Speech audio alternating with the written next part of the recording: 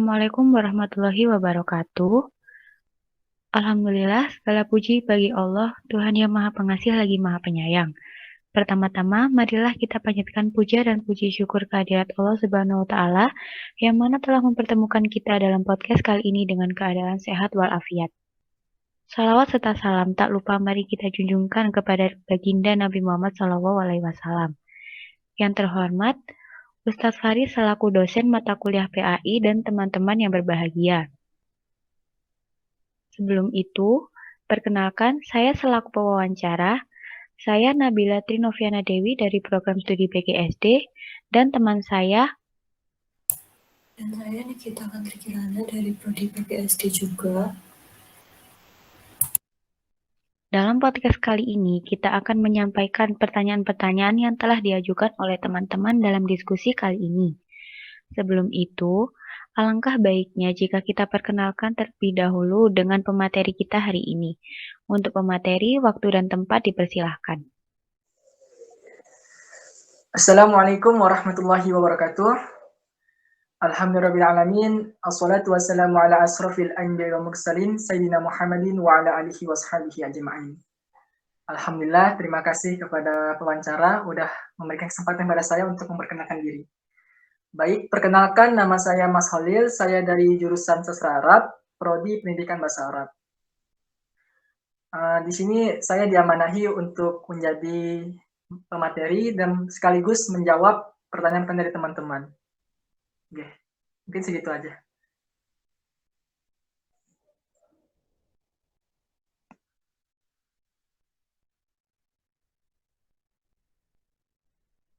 Baiklah, langsung kita mulai saja diskusi pada hari ini, yaitu tentang kontekstualisasi jihad di masa kini. Untuk pertanyaan pertama, Afwan, saya izin bertanya, mengenai pengertian jihad yang sesungguhnya itu seperti apa? Pengertian jihad ya? Iya. Jadi pengertian jihad itu berasal dari kata al-juhdu yang artinya kesungguhan, keseriusan. Dari kata al-juhdu ini lahirlah beberapa makna yang saling berhubungan, yaitu ijtihad, jihad, dan mujahadah. Nah, ijtihad ini adalah keseriusan kita, kesungguhan dalam menentukan dan berpikir untuk sesuatu. Maka ketika kita ingin masuk surga misalnya, maka kita harus menentukan dan memikirkan apa saja sih amalan-amalan yang harus kita lakukan agar mendapatkan apa yang kita inginkan. Nah, ini namanya ijtihad. Kita memikirkan dengan sungguh-sungguh untuk mencapai apa yang kita inginkan. Makanya di dalam Al-Quran itu, Allah memberikan rumusan. Itu dalam Quran surah Ali Imran, surah ketiga ayat 142. Pernah dengar ayatnya kan? Am hasibatum an tadkhulul jannah walamma ya'millahu allazina jahadu minkum wa ya'lamas sabirin.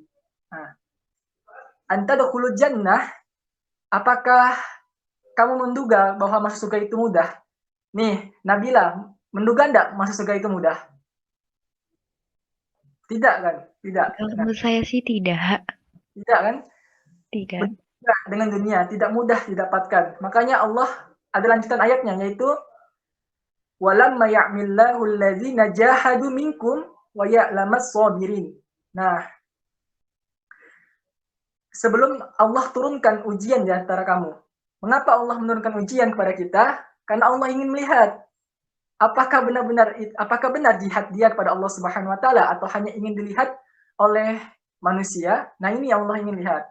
Makanya di dalam Al-Qur'an tadi, Quran surah Al Imran terdapat kata jahadu yang artinya itu ujian. Nah, kata jahadu ini itu udah melengkapi ketiga makna tadi, yaitu ijtihad, jihad, dan mujahadah. Begitu. Jadi ketika kita diberi ujian, maka ketiga komponen ini harus ada. Contoh ijtihad. Ijtihad adalah kesungguhan dalam kita berpikir, menentukan suatu proses dan cara agar kita mendapatkan sesuatu yang kita inginkan. Contoh, misalnya hal kecil aja nih, Afwan ingin bertanya nih kepada Nabila. Sholat subuh di Malang jam berapa sekarang? Subuhnya jam 4. Kalau biasanya orang-orang sholat mungkin jam 4:30 atau gimana? Hitung aja lah jam 4 lah ya, jam 4. Iya. Nah, di jam 4 misalnya sholat subuh. Kan sholat subuh itu banyak utamaannya. Bahkan para malaikat pun berkumpul menyaksikan orang sholat subuh berjamaah. Bahkan Allah menjanjikan pahala yang sangat besar. Nah, ketika kita sudah tahu bahwa sholat subuh itu banyak manfaat dan banyak pahala yang Allah berikan, keutamaannya sangat luar biasa, maka kita berpikir, bagaimana sih caranya kita mendapatkan hal tersebut? Nah, dalam proses ini, inilah yang dinamakan ijtihad. Nah, ijtihad ini adalah kesungguhan kita dalam memikirkan sesuatu untuk mencapai sesuatu yang kita inginkan. Nah, ketika sholat subuh itu jam 4, maka kita akan melaksanakan sesuatu yang agar kita bangun tepat waktu.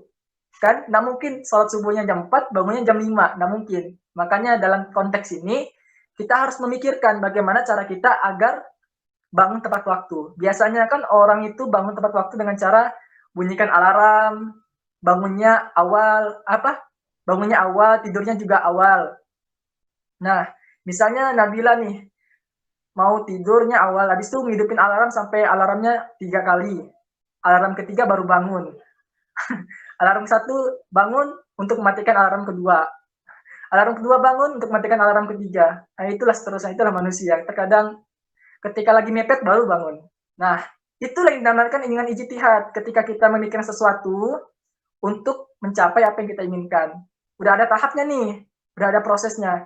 Maka ketika ijtihad kita sudah lakukan, orang yang melakukan ijtihad disebut dengan mujtahid, kan? Nah, orang-orang yang mujtahid ini itu sangat sungguh dalam belajar. Sangat sungguh. Belajarnya bagus. Habis itu membacanya sungguh-sungguh. Makanya ketika mereka mengeluarkan suatu hal, itu banyak sekali manfaatnya bagi umat. Nah ini. Jadi ketika ijtihad ini sudah kita lakukan, maka langkah kedua adalah jihadnya. Nah, jihad ini apa? Yaitu perjuangan fisik kita. Nah, fisik kita ini harus kita fit dan harus kita perjuangkan. Jadi ketika kita ini udah bangun subuh, bangunnya tepat waktu, kita bersiap diri, menyiapkan fisik kita, kemudian kita berangkat ke masjid, itu namanya jihad. Karena kita menggerakkan badan kita untuk datang ke rumah Allah Subhanahu wa taala. Nah, namun terkadang dan ada ceritanya misalnya udah datang ke masjid, dalam perjalanan ke masjid hujan nih, qadarullah hujan. Nah, Holly pengen nanya ke Nabila sama Nikita, ketika misalnya Nabila dan Nikita pengen sholat subuh, udah jalan di perjalanan, tiba-tiba hujan, itu mau pulang lagi atau lanjut? Nabila dulu. Kalau saya lanjut, kan udah di tengah jalan. Oke, Nikita lanjut atau berhenti? Lanjut, kan masih bisa pakai payung atau jas hujan. Masya Allah. Nah, memang betul sih harus kita lanjutkan. Ya masa sih, coba kita pikirkan lagi.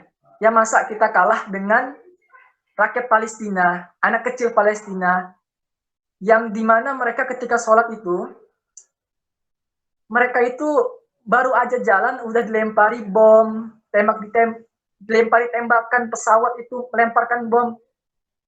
Bahkan ada 12 orang ketika ingin melaksanakan sholat subuh, itu tiba-tiba bangunan masjidnya itu dibom.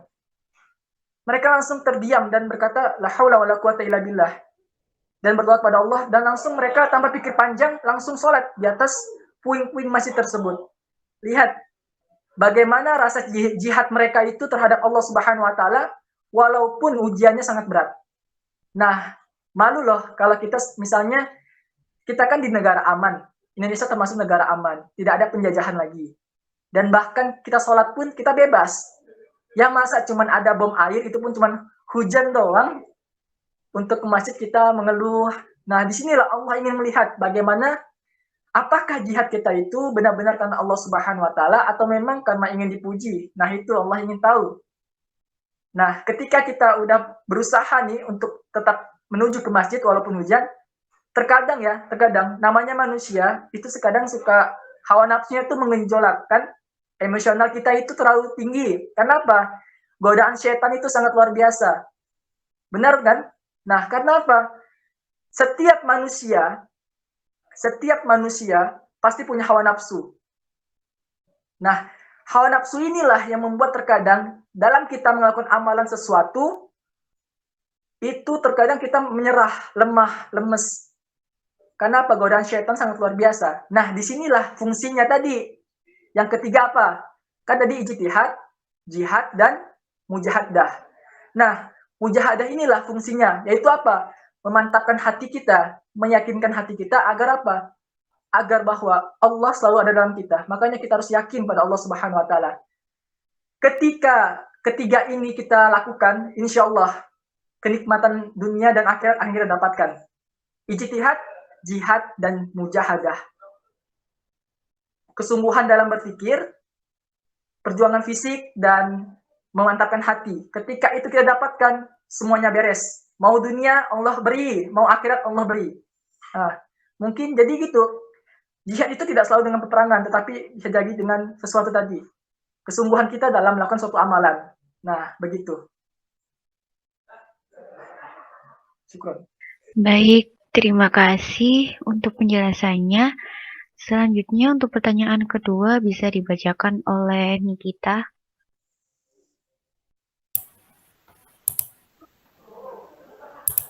Baik, kita lanjut ke pertanyaan kedua, yaitu Afwan izin bertanya, apakah jihad Rasulullah itu selalu dengan peperangan? Dan adakah kisah yang menggambarkan jihad yang Rasulullah lakukan? Oh iya. Tadi pertanyaannya, apakah jihad Rasulullah itu selalu peperangan, dan apakah ada kisah yang menggambarkan tentang jihad Rasulullah?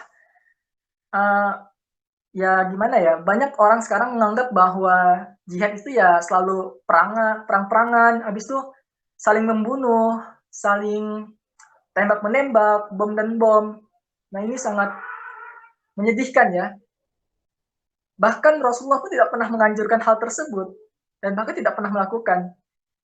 Walaupun Rasulullah diajak perang, ingat ya, bahkan ketika Rasulullah itu diajak perang, Rasulullah tidak pernah langsung menerima secara mentah-mentah. Tidak langsung menerima, tetapi apa?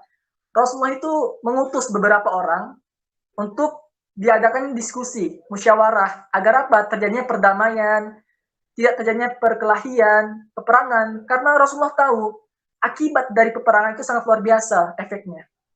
Nah, begitu. Bahkan walaupun terkadang sih yang menyebabkan peperangan itu adalah dari musuhnya itu sendiri. Padahal Rasulullah tidak mau ingin perang, tetapi musuhnya itu yang mengajak peperangan. Jadi ingat ya, Rasulullah itu tidak pernah memulai peperangan. Tetapi apa? Rasulullah itu perang karena ada yang mengajak Rasulullah perang terlebih dahulu. Jadi Rasulullah tidak pernah memulai peperangan. Islam itu rahmatan lil alamin, tidak pernah mengajak keributan. Dan walaupun terjadinya peperangan, Rasulullah itu memberikan syarat. Yang pertama syaratnya adalah tidak boleh membunuh anak kecil, tidak boleh membunuh wanita, dan bahkan tidak boleh menebang pohon dan tumbuhan. Banyak lagi syaratnya. Lihat bagaimana nih Islam mengatur itu semua. Kalau memang Islam bukan agama Allah, tidak mungkin seperti ini. Masya Allah. Kemudian dalam hal peperangan pun kita tidak boleh membunuh sembarangan. Tidak boleh membunuh karena rasa benci kita kepada orang tersebut, tidak boleh. Alasannya karena ada peperangan, tapi hatinya benci sama dia, dibunuhlah. Pernah enggak dengar kisah Sayyidina Ali bin Abi Thalib di peperangan? Pernah, Nabila? Pernah. Mungkin jadi gini, ada kisah Sayyidina Ali bin Abi Thalib ini sedang berperang, lagi duel nih. Padahal musuhnya udah terpojok, tinggal bunuh aja. Tapi pada saat itu musuhnya ini meludahi Ali bin Abi Thalib. Kemudian Sayyidina Ali tidak menjadi membunuhnya. Ya musuhnya heran ya, kenapa tidak jadi bunuh gitu. Padahal tinggal nojos aja mati orang itu kan. Cuman Sayyidina Ali berkata, aku tidak mau membunuhmu karena aku takut ketika aku membunuhmu karena rasa benciku ketika engkau telah meludahiku. Jadi Ali itu takut membunuh musuhnya itu, takut tidak karena Allah, tapi karena rasa benci dia karena telah diludahi oleh musuh tersebut. Lihat bagaimana para sahabat itu tetap menerapkan Islam di dalam peperangan. Ini sangat luar biasa. Jadi walaupun lagi peperangan tidak boleh sembarangan membunuh. Membunuh itu karena rasa Allah Subhanahu wa taala, tidak boleh ada rasa kebencian diri pribadi. Nah, begitu. Cukup.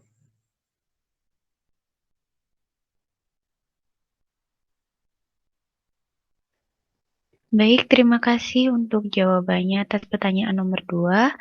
Selanjutnya ada pertanyaan lagi, yaitu, Afwan, adakah sesuatu atau hal lain yang merupakan jihad selain peperangan? Oh iya. Jadi teringat nih tentang perang Badar ya. Jadi ketika Rasulullah itu pulang dari perang Badar, para sahabat berkata, Alhamdulillah telah menang. Karena apa? Perang Badar itu jumlah umat muslim itu sangat tidak masuk akal kalau untuk menang. Tapi Allah memberikan kemenangan kepada umat Islam. Masya Allah. Kemudian Rasulullah berkata ketika pulang dari perang Badar tersebut, kita telah pulang dari jihad yang kecil menuju jihad yang besar. Lah, para sahabat ya heran lah. Bukankah jihad perang ini paling berat dan besar ya Rasulullah? Kata sahabat. Kemudian Rasulullah menjawab, ya memang jihad ini paling besar. Cuman ada lebih lagi yang paling besar adalah jihad bin nafs. Jihad melawan hawa nafsu. Nah, ini yang menjadi dasar mengapa Rasulullah itu mengutamakan jihad bin nafs daripada jihad peperangan. Kenapa? Karena jihad peperangan itu, kita tahu kan, antara jihad peperangan dan jihad bin nafs itu lebih berat jihad bin nafs. Karena jihad peperangan itu kita tahu musuhnya. Ketika peperangannya kita tahu musuhnya. Ini wujudnya ini, kakinya bentuknya ini, bajunya seperti ini, wajahnya seperti ini. Kita tahu wujudnya. Dan kelihatan, ini musuh kita. Tetapi kalau jihad bin nafs, itu sangat sulit. Kenapa? Diri kita aja bahkan kadang-kadang terjerumus dalam hal tersebut karena hasutan syaitan itu sangat luar biasa. Dia bisa bermain di antara kebatilan dan kebaikan. Ini yang sangat sulit kita bedakan. Makanya kita tidak boleh langsung keras terhadap orang lain. Jangan sampai kita keras terhadap orang lain, tetapi kita lembut terhadap diri kita sendiri. Paham maksudnya? Jadi gini, benahi diri kita dulu sendiri, baru benahi orang lain. Jangan sampai ketika orang lain maksiat kita keras, kita pukul dia, tapi kalau kita maksiat, kita malah santai gitu kan? Nah ini tidak adil, ini namanya kayak gimana ya, tidak seimbang rasanya. Nah beginilah namanya jihad. Mengapa Rasulullah mengatakan jihad bin nafs ini sangat berat? Ya memang seperti itu. Kita tidak tahu mana yang, kadang kita tertipu dengan hasutan syaitan. Yang kita anggap baik ternyata salah gitu. Bahkan perkataan Imam Bushiri mengatakan bahwa jihad itu seperti bayi. Bayi yang sedang menyusui. Jika kita biarkan dia tetap menyusui, tetapi kalau kita sapih dia, kita tekan dia, kita lawan dia, maka bayi itu akan berhenti sendiri menyusunya. Paham maksud sini? Paham? Jadi gini, bayi itu perumpamannya adalah nafsu. Jadi ketika nafsu itu kita biarkan, kita ikuti, ya kita juga akan ikut dalam hal kemaksiatan. Tetapi kalau kita nafsu itu kita tekan terus, kita lawan, insya Allah nafsu itu akan hilang sendiri. Nah ini kata perkataan Imam Bushiri. Kemudian perkataan beliau lagi, kata Imam Bushiri itu, jihad itu seperti orang yang menangguni kuda, orang yang menaiki kuda. Kenapa? Karena nafsu itu seperti kuda. Kalau kuda mengajak ke kiri, kemaksiatan, ya kita harus bisa mengendalikannya ke kanan. Kita tarik talinya ke kanan. Jangan sampai kita biarkan dia ke kiri. Nah, dalam konteks ini, ketika kita menarik talinya ke kanan, maka itu disebut dengan jihad. Nah, jadi ingat ya, Rasulullah pun tidak pernah menganjurkan kayak jihad itu ya kayak gitu, tidak pernah. Bahkan Rasulullah tuh menganjurkan jihad itu ya sesuai dengan Islam, sesuai dengan Al-Quran. Tidaklah harus membunuh itu, tidak boleh. Harus ada ketentuannya. Syukran. Baik, terima kasih untuk jawaban dari pertanyaan nomor 3. Selanjutnya, untuk pertanyaan selanjutnya bisa dibacakan oleh Nikita. Baik, untuk pertanyaan nomor 4 yaitu, apakah terorisme itu sama dengan jihad? Karena banyak orang yang mengatasnamakan Islam dalam teror dan bom, dan banyak juga di luar sana orang yang di luar Islam itu mengatakan bahwa Islam itu terorisme. Bagaimana tanggapannya? Oh, berarti ada orang yang menganggap bahwa Islam itu adalah terorisme ya. Sebenarnya sih teroris itu bukan dari Islam, tetapi dari luar Islam. Dari luar Islam. Islam itu ya rahmatin lil alamin. Tidak ada namanya Islam itu mengajak keributan, tidak ada. Jadi ketika ada orang yang mengatakan mengatasnamakan Islam, tapi dia merencanakan terorisme, pembunuhan, maka itulah apa ya, mendustai dirinya sendiri dan bahkan bukan dari Islam. Jadi teroris itu bukan dari Islam, tetapi dari luar Islam yang menyusup untuk merusak Islam dari dalam. Nah, begitu. Terorisme itu pernah terjadi di zaman Rasulullah, bahkan zaman sahabat pernah, yaitu pada kisahnya Sayyidina Ali bin Abi Thalib. Sayyidina Ali bin Abi Thalib kan merupakan khalifah yang keempat. Nah, mengapa Sayyidina Ali itu mendapatkan teror? Karena Sayyidina Ali itu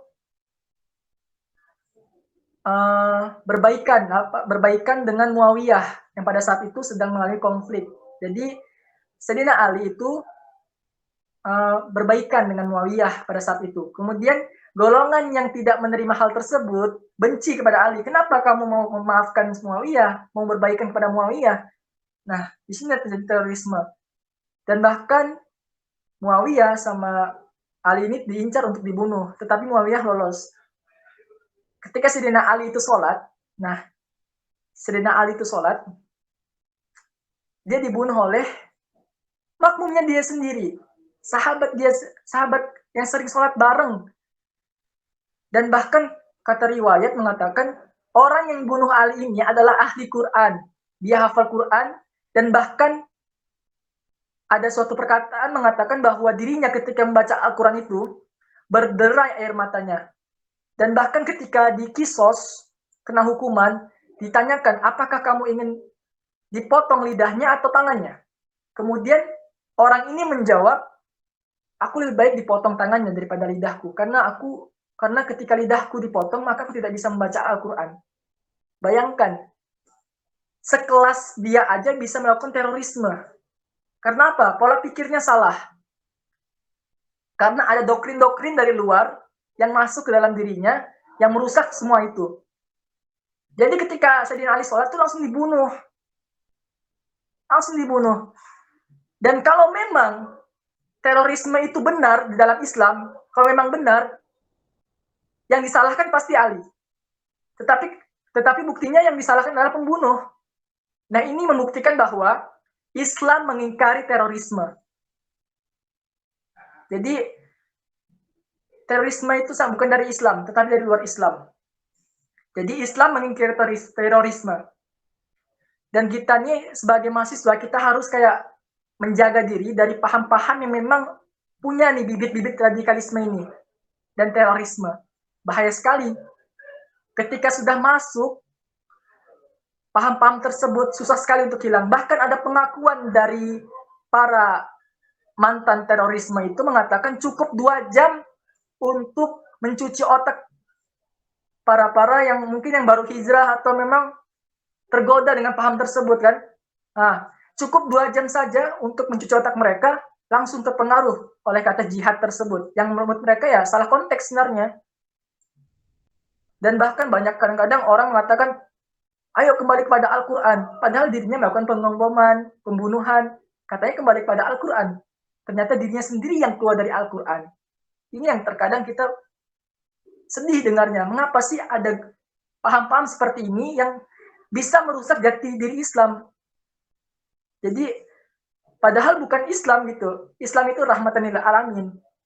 Itu hanya oknum-oknum yang ada kepentingan di dalamnya untuk merusak Islam dari dalam. Jadi Islam bukan agama yang memiliki terorisme. Islam bukan terorisme, tetapi terorisme itu berasal dari luar Islam. Walaupun ada orang yang mengaku Islam, tapi dirinya itu melakukan pengeboman, mengkafir-kafirkan, sampai melakukan pembunuhan, itu bukan Islam, tetapi penyusup yang sedang menyerupai sebagai umat Islam untuk merusak Islam dari dalam. Nauzubillah min dzalik. Mungkin cukup segitu.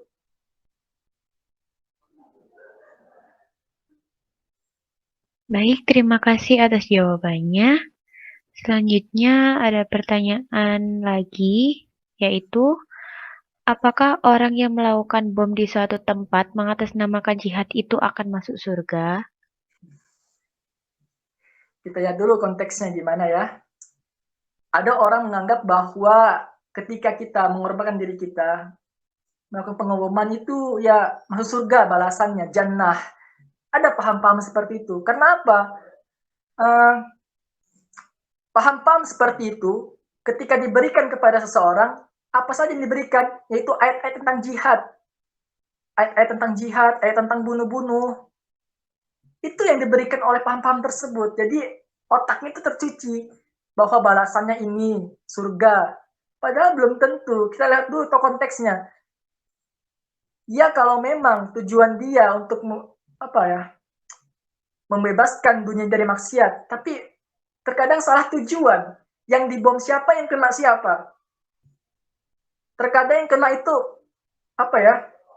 terkadang yang kena itu adalah anak-anak yang beriman pada Allah Subhanahu wa taala, ibu-ibu yang beriman, bapak-bapak yang beriman yang kena. Bukankah Allah telah memberikan sebuah peringatan dalam Quran surah An-Nisa ayat 93. Kata Allah Subhanahu wa taala berfirman, "Wa may yaqtul mu'minan muta'ammidan fajaza'uhu jahannam khalidan fiha wa khasiballahu alaihi wa la'anahu wa a'adda lahu 'adzaban 'azima." Bahkan Allah tidak menyukai hal tersebut. Nih ya, artinya siapa saja yang merencanakan pembunuhan, apalagi dia beriman, maka tempatnya yang neraka jahanam. Khalidan fiha, kekal di dalamnya. Ini, ketika kita merencanakan pembunuhan, dan yang ternyata yang terkena bom tersebut adalah orang-orang yang beriman pada Allah Subhanahu wa taala, bukankah itu merupakan pertanggungjawaban yang sangat besar? Benar nggak sih? Kan kita melakukan pemboman, ternyata yang kena itu adalah umat muslim sendiri. Ini nggak masuk akal, ini lucu gitu loh. Aneh gitu. Dan mereka anggap itu hal biasa. Padahal itu Allah berikan ancaman, yaitu neraka jahanam. Bayangkan, kita udah haji, umroh, hafal Quran. Bahkan ada yang haji berapa kali mungkin. Tetapi ketika itu dia merencanakan pembunuhan mungkin atau pemboman, terorisme, itu tidak ada apa-apanya lagi, sia-sia, udah sia-sia. Kenapa? Allah sangat benci terhadap orang yang membunuh, apalagi orang membunuh sesama muslim. Nauzubillah min dzalik. Makanya kita harus berpikir sebelum melakukan tindakan. Hati-hati nih kalau ada misalnya golongan-golongan yang mengajak terhadap tersebut, misalnya, ayo kita bom nih. Nah, itu tidak boleh. Jangan sampai kita terjebak dalam hal tersebut. Coba kita renungkan. Misalnya Nabila ini tinggalnya di Malang, tetapi tidak disukai oleh masyarakat Malang. Nabila bisa pindah ke Yogyakarta misalnya. Namun qadarullah, di Yogyakarta juga tidak disukai oleh masyarakatnya. Nabila bisa pindah ke Palembang, tetapi tidak disukai juga. Nabila juga bisa pindah ke Aceh, tidak disukai juga, bisa pindah ke banyak daerah lain. Masih banyak daerah, Nabila bisa pindah. Namun kalau kita tidak disukai oleh Allah Subhanahu wa taala, mau pergi di mana? Sedangkan dunia ini milik Allah. Nah, itu lebih pedihnya itu. dimusuhi manusia ya biasa, nggak apa. Masih banyak manusia lain yang mau menerima. Tetapi kalau sudah dimusuhi oleh Allah, tidak disukai oleh Allah, mau pergi kemana kita? Mau minta maaf kemana lagi? Karena bumi dan alam semesta ini ya punya Allah. Mau pindah planet pun nggak akan bisa gitu. Kan? Makanya dalam hal ini kita harus hati-hati dalam berpikir, dalam berteman mungkin. Karena apa? Berteman ini juga termasuk kayak efeknya itu sangat besar gitu. Ada cerita nih kawan saya bertanya gini waktu dulu. Ada beritanya bom terjadi di Jalan Tamrin kan? Ada beritanya. Nah, kawan saya bertanya gini, Lil katanya, apakah orang yang melakukan pengeboman di Jalan Tamrin itu masuk surga? Jannah. Saya pula menjawab gini, sependek-pendeknya ilmu saya ya, namanya jihad, yaitu di jalan Allah. Namanya jihad itu, ya di jalan Allah, bukan jalan tamrin. Nggak ada jalan tamrin. Jadi, jihad fisabilillah itu ya di jalan Allah gitu. Nggak ada jalan tamrin. Jadi itu hanya lelucon aja, biar lebih lucu. Bayangkan, jalan tamrin itu melakukan pengeboman. Banyak anak kecil yang meninggal, ibu-ibu yang meninggal. Dan rata-rata mereka beriman pada Allah Subhanahu wa Ta'ala. Bukankah itu menyedihkan ya? Bahkan gimana ya, kayak kurang rasa manusiawi sekali dan merupakan dosa besar jikalau memang benar dia tidak mau bertaubat. Kan banyak ganjarannya. Ketika kita melakukan pembunuhan itu banyak apa ya, harus kita melakukan kayak puasa, membebaskan sang hamba sahaya. Jika hal tersebut tidak dilakukan, maka ya Allah murka. Ketika Allah murka, kita mau kemana lagi gitu. Jadi sebagai mahasiswa, kita harus benar-benar menjaga akidah, keyakinan kita, amalan kita, agar tidak tercampur dengan amalan-amalan, pemikiran-pemikiran, doktrin-doktrin yang memang ada bibit-bibit radikalisme, terorisme. Ini harus kita jaga. Karena lingkungan seperti ini sangat sulit, terutama yang memang bukan anak pondok atau apa. Seperti saya ini. Saya kan dari Madrasah Aliyah Negeri Sendang, bukan dari pondok. Terkadang terpengaruh juga terhadap pemahaman-pemahaman yang seperti itu. Jadi memang kita harus mencari teman yang bisa saling menjaga, bisa saling menasihati terhadap hal tersebut. Nah, begitu. Jadi orang yang melakukan pengobatan itu belum tentu masuk surga. Kita lihat dulu konteksnya kayak mana. Dia melakukan pembunuhan terhadap umat Islam itu sendiri. Lucu. Tidak ada manfaatnya dan bahkan Allah murka. Maka dari itu, hati-hati sebagai mahasiswa. Cukup. Baiklah, terima kasih atas jawabannya. Ini ada yang mengajukan pertanyaan terakhir yang bisa dibacakan oleh Nikita. Silahkan. Baik, saya akan menyampaikan pertanyaan yang ke-6, yang sekaligus akan menjadi pertanyaan terakhir dari podcast ini, yaitu, Afwan izin bertanya, di zaman sekarang ini, apakah saya bisa mendapatkan kemuliaan jihad dan bagaimana saja caranya?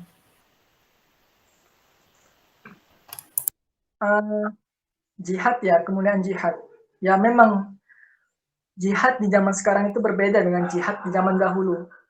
Kalau di zaman dahulu, para kiai, para santri, itu berjuang demi negara, demi agama, dari penjajahan.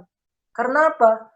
Mereka beribadah itu aja ditahan-tahan, dilarang. Untuk sekolah aja mereka ditahan-tahan. Untuk bersosialisasi aja, mereka ditahan-tahan. Makanya para kiai, para santri, dan para pejuang lainnya, itu berusaha memperjuangkan negara dan bahkan agama. Nah, terkadang kan kita juga merasa ingin jihad nih. Aku pengen jihad, pengen mendapatkan keutamaan jihad, pahala jihad. Tapi bingung nih, karena nggak ada musuh sama sekali, karena negara kita udah aman sekali negara kita, insya Allah. Lalu kayak mana sih jihad kita nih sebagai mahasiswa juga mungkin, sebagai pemuda zaman sekarang, yang ya banyak sekali godaannya. Nah, gimana sih cara kita jihad di zaman sekarang ini, dan apakah sama ganjarannya seperti jihad peperangan? Nah, jadi ya teman-teman, jihad itu tidak mesti dengan peperangan yang telah saya sebutkan tadi. Dan dalam konteks ini, jihad di zaman sekarang itu tergantung profesi dan kemampuan kita. Jadi tidak mesti harus sama. Kalau sama akan sulit untuk kita lakukan namanya jihad. Jadi jihad itu tergantung kemampuan dan profesi. Misalnya profesi kita sebagai apa nih? Kita aja lah sebagai mahasiswa. Mahasiswa itu kan seorang pelajar. Jadi jihadnya seorang mahasiswa adalah menuntut ilmu sebaik-baiknya, belajar serajin-rajinnya. Terutama mungkin yang sudah belajar agama, ilmu fikih, ilmu hadis, ilmu agama lainnya, terutama agama Islam, itu kita sebarkan lagi. Kita dakwahkan. Karena apa? Jihadnya seorang pelajar yang memang seperti itu. Belajar, belajar, belajar. Kemudian kita sebarkan pada masyarakat yang memang belum paham. Jadi ketika kita sebarkan, insya Allah itu menjadi amal jihad kita. Bahkan ya, Allah itu memberikan ganjaran yang sangat luar biasa bagi yang menuntut ilmu. Jadi ketika para mahasiswa misalnya Nikita ingin berangkat ke kampus nih, udah sholat subuh, udah mandi, udah sholat sunnah, udah baca Al-Quran, udah siap-siap berangkat, kemudian Nikita keluar dari rumah membaca doa, inna sholati wa nusuki wa mahyaya wa mamati lillahi rabbil alamin la haula wa la quwata illa billahil aliyyil azim. Dengan doa tersebut, Nikita keluar dengan kaki kanan, kemudian berjalan menuju kampus, habis itu ke rektorat, kemana lagi. Setiap langkahnya Nikita, langkah kaki kanannya Nikita itu mendapatkan pahala, dan langkah kaki kirinya Nikita itu menggugurkan dosa-dosa Nikita. Lihat bagaimana Allah memberikan ganjaran yang sangat luar biasa. Jadi jangan sampai kita minder, aduh, aku nggak ada ikut perang nih, aku bukan TNI, aku bukan polisi yang menjaga keamanan negara. Kita sebagai pelajar pun bisa mendapatkan pahala jihad tersebut. Itu tadi Allah memberikan sangat luar biasa. Dan bahkan kalau kita meninggal dalam menuntut ilmu, misalnya orang merantau untuk menuntut ilmu ke suatu daerah, kemudian meninggal, maka setiap langkahnya dari kampungnya itu sampai dia waktunya meninggal, itu mendapatkan ampunan dan pahala dari Allah Subhanahu wa taala. Itu sebagai pelajar. Banyak lagi caranya. Misalnya, aduh, aku bukan seorang pelajar. Misalnya profesinya apa? Misalnya profesinya sebagai editing, misalnya. Dakwah lewat sosmed misalnya. Sosial media, Instagram. Karena apa? Ya memang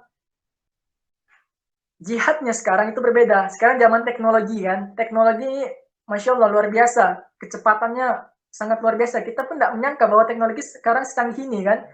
Nah, inilah keuntungan kita sebagai umat muslim. Kita sebarkan ajaran agama Islam dengan cara tersebut.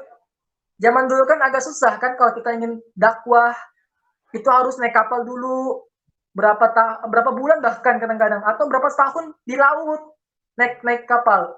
Tapi sekarang cukup sekali klik aja, sekali tekan langsung nyebar kemana-mana. Inilah manfaat dari teknologi kita gunakan untuk dakwah Islam melalui sosmed. Jadi jadi gini, mungkin nanti di akhirat misalnya ditanya sama Allah, mana? Kita heran kan, aku nih jarang sholat, misalnya puasanya tuh bolong-bolong, sholat telat-telat, tapi kok tiba-tiba banyak nih pahala aku.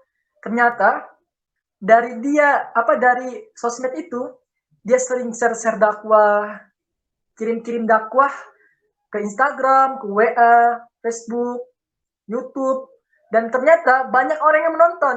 Nah, orang yang menonton itu dapat hidayah. Ketika orang yang dapat hidayah, maka ketika orang itu melakukan kebaikan, kita dapat kebaikannya juga. Jadi tidak akan mengurangi. Ini fungsinya teknologi dalam zaman sekarang. Jadi tidak ada alasan untuk kita tidak berjihad. Jihad itu hukumnya fardu ain. Fardu ain. Tidak ada alasan untuk tidak berjihad. Orang miskin, misalnya orang sederhana, tidak ekonominya tidak berkecukupan, pengen jihad. Gimana caranya? Banyak caranya. Bisa dengan tenaga. Kalau tidak bisa, memberikan uang. Bisa dengan doa. Karena apa? Doanya orang yang kayak sederhana itu sungguh luar biasa. Kenapa? Hatinya tuh lunak. Makanya kalau tidak bisa jihad dengan harta, maka jihad dengan tenaga dan doa. Kemudian kalau kita orang kaya misalnya, maka itu Masya Allah luar biasa lagi, Allah berikan kemudahan, yaitu dengan harta kita. Kita donasi ke Al-Quran, kita berikan Al-Quran ke pelosok-pelosok yang memang belum mendapatkan Al-Quran yang layak. Ini harus kita lakukan. Dan mungkin bangun masjid yang di pelosok desa-desa yang masih rusak, kita rawat. Ini harus kita lakukan sebagai orang-orang yang memang ekonominya di atas rata-rata. Kemudian, jadi memang jihad itu tidak ada alasan untuk kita tidak berjihad. Jadi jihad itu harus kita lakukan dengan kemampuan dan profesi kita masing-masing. Misalnya tadi, ada kadang-kadang orang ingin, gimana nih cara ke jihad kita, kan Palestina sedang berperang. Kasihan loh Palestina. Ya memang, ketika negara lain sedang berperang, kita wajib kayak membantunya. Ya jangan langsung datang ke sana.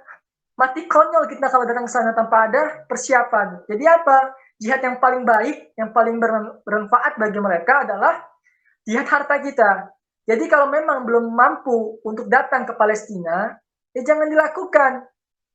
Jangan sampai kita mati konyol di sana. Paham? Jadi kalau memang belum mampu untuk datang ke sana, ya datangkan harta kita ke sana. Bantu, beri makanan, berikan minuman. Itu yang harus kita lakukan. Jadi anak muda ini jangan terpengaruh oleh kata yang jihad, jihad. Tapi caranya salah. Itu merupakan, ya itulah, jihad itu jangan sampai kita salah kaprah, salah pikir, bahwa jihad itu selalu dengan peperangan, jangan. Kemudian kalau memang terkadang kan jihad itu, apalagi jihad misalnya kita melawan orang-orang kafir misalnya, ada orang mengatakan gini, apakah boleh kita melawan orang-orang yang musuhi Islam? Ya tentu boleh.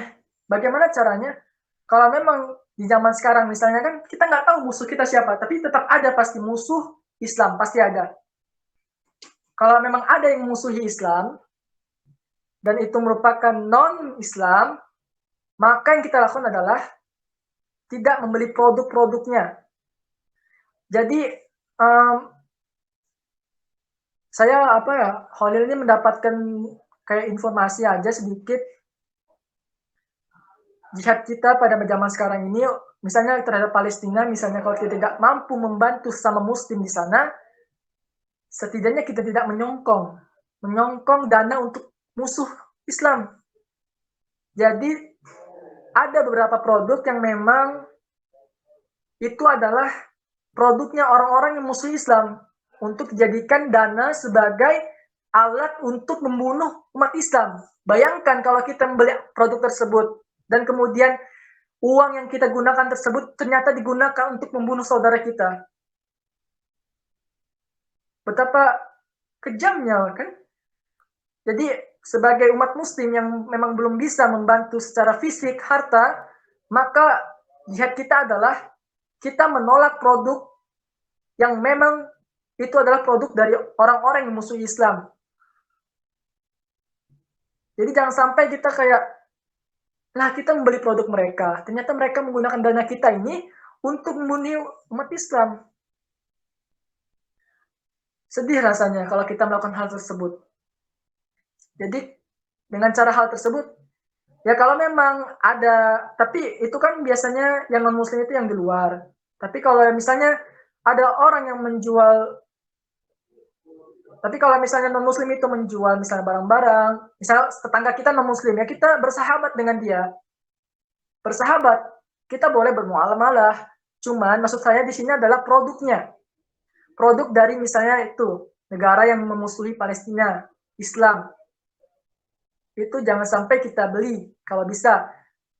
Jangan sampai karena kita menyokong dananya untuk membunuh umat warga Palestina. Jadi itu jihad kita pada zaman sekarang. Ingat ya, jihad sebagai pelajar, belajar dengan sungguh-sungguh.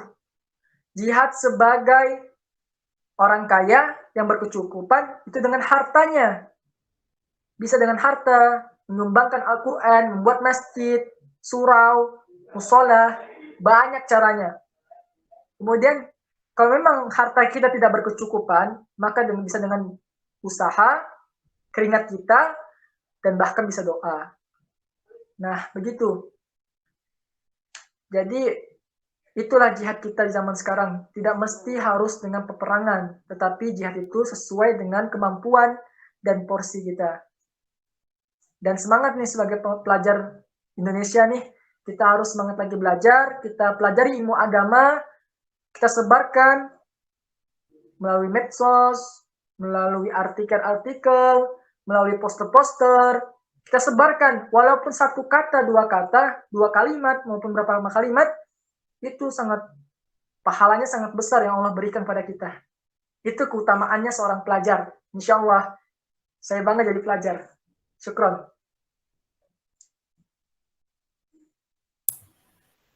Maaf, apakah saya boleh menanggapi? Oh, oke, boleh. Saya ingin bertanya, apakah kita sebagai perempuan, jika kita melahirkan anak lalu meninggal, apakah itu termasuk jihad juga? Terima kasih. Tadi pertanyaannya kan misalnya jikalau perempuan itu meninggal dalam saat melahirkan anak, apakah itu termasuk jihad? Benar? Oh, okay. Melahirkan itu kan memang Allah berikan kepada perempuan ya, itu keistimewaannya perempuan. Tidak bisa kita ganggu-gugat lagi. Dan Allah juga berikan keistimewaan pada perempuan. Jadi itulah keuntungannya. Melahirkan itu dari mengandung aja, mengandung 9 bulan. Allah berikan anak di dalamnya, bayi di dalamnya 9 bulan. Itu waktu 9 bulan bukan waktu yang bukan waktu yang sebentar, tapi lama. Nah, dalam proses mengandung tersebut Allah hitung sebagai jihad. Karena apa? Taruhannya adalah nyawa. Nyawa. Kalau saja ibunya itu tidak menjaga fisiknya, menjaga kesehatannya, bisa jadi meninggal. Maka dari itu Allah menghitung 9 bulan itu adalah jihad. Mengandung, menjaga anaknya, apakah bisa Allah amanahkan anak tersebut dalam perutmu, apakah kamu bisa menjaganya? Itu yang Allah ingin lihat. Kemudian, kalau misalnya dalam melahirkan tersebut, qadarullah, meninggal dunia, apakah itu termasuk jihad? Insya Allah Allah berikan ganjaran yang sangat luar biasa. Termasuk jihad. Karena apa? Misalnya wanita solehah, sedang melahirkan, kemudian meninggal. Allah hitungkan jihad karena apa? Dia ingin melahirkan anak yang solehah. Dia ingin melahirkan anak yang memang akan mencetak generasi yang sangat luar biasa yang akan datang. Jadi, wanita yang solehah itu ketika dia melahirkan, kemudian memang qadarullah meninggal, misalnya wanita meninggal, insya Allah hitung sebagai jihad dan ganjaran sangat luar biasa. Insya Allah. Bisa dimengerti atau ada pertanyaan lain? Baik, sudah bisa dimengerti. Terima kasih banyak atas jawabannya. Sekarang kami akan melakukan penutupan. Sekian podcast dari kami. Terima kasih telah meluangkan waktunya untuk mendengarkan. Kami dari kelompok 6 dengan anggota Nabila, Nikita, dan Mas Solil ingin pamit undur diri. Semoga podcast yang kami sampaikan bermanfaat bagi teman-teman semua. Wassalamualaikum warahmatullahi wabarakatuh. Waalaikumsalam Waalaikumsalam warahmatullahi wabarakatuh. warahmatullahi wabarakatuh.